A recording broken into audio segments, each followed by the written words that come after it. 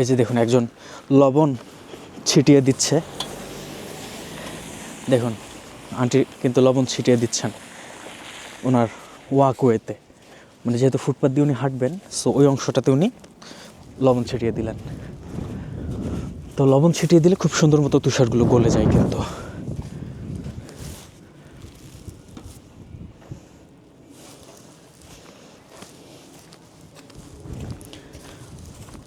আমি বাসা থেকে যখন বের হচ্ছিলাম, দরজা বলতে গেলে খুবই ন্যারো, চাপ দিয়ে বের হইতে লাগছে আমাকে বাসা থেকে, কারণ দরজার সামনে এমনভাবে তুষার পড়ছে যে ব্লক হয়ে গেছে দরজা। সো কোনো রকমে অল্প একটু 6 ইঞ্চির মতো জায়গা আমি বের করতে পারছি, গ্যাপ বের করতে পারছি, দরজা খুলতে পারছি কিছুটা। তো এই 6 ইঞ্চির ভেতর দিয়ে চাপ দিয়ে তখন আমি কিন্তু বের হয়ে গেলাম। সো এভাবে করে বাসা থেকে আমাকে বের হতে হয়েছে।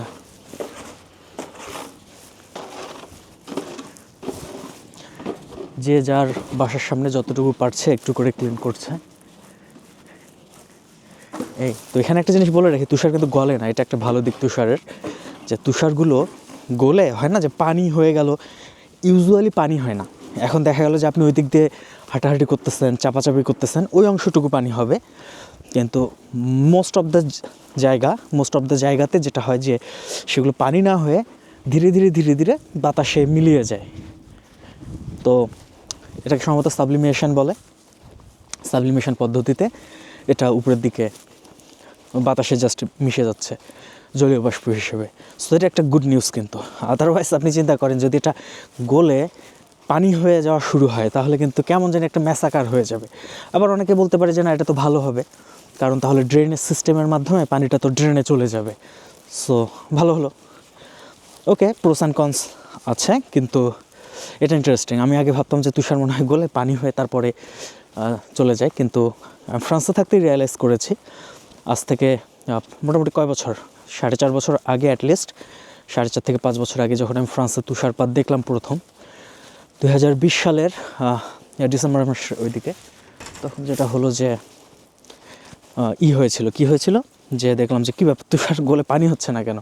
ঠিক আছে, একটু পানি হবে, একদমই যে পানি হবে না তা না, 10% বা 5% পানি হবে, বাট 90%ই কিন্তু বাতাসে উড়ে চলে যাবে আর কি। এবং ধীরে দেখা গেল রোদ পড়তেছে। ধরেন আমি যদি একটা স্নোম্যান বিল্ড করি, এখানে দেখেন অনেক তুষার, এটা দিয়ে যদি একটা স্নোম্যান বিল্ড করি, 10 মিনিট না হয় বা 15 মিনিট আমার লাগলো, কিন্তু এরপরে স্নোম্যানটা ধরুন রোদের পরে প্রতিদিন রোদের মধ্যে স্নোম্যানটা 8 ঘন্টা স্নোম্যানের উপরে রোদ পড়ছে। তো স্নোম্যান বলতে তো বুঝতে পারতেছেন যে তুষার দিয়ে পুতুল বানানোর কথা আমি বলছি। কিন্তু যেটা হবে যে এটা কিন্তু হবে না, মানে স্নোম্যানটা গলে যাবে না, রেদার যেটা হবে স্নোম্যানটা ধীরে ধীরে ছোটো হতে থাকবে।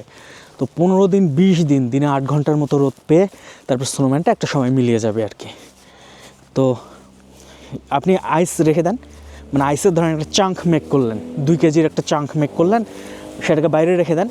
সেই আইসটা কিন্তু এভাবে কিন্তু কাজ করবে না। সেই আইসটা দেখা গেল যে ধীরে ধীরে গলে কিন্তু যাবে, খুব কুইকলি গলে যাবে, বেশি সময়ও লাগবে না আইসের চাঙ্ককে যদি বাইরে রেখে দেন। কিন্তু তুষারের ক্ষেত্রে কিন্তু এই কথাটা প্রযোজ্য না। স্নোম্যানের যে উদাহরণটা দিলাম, আমার নিজের চোখে দেখা, 15 দিন 20 দিন ধরে স্নোম্যানটা রোদ পেয়েছে 8 ঘন্টা করে, তারপরেও সে গলে যায়নি, রেদার ওটা হয়েছে, ধীরে ছোট হয়েছে আর কি।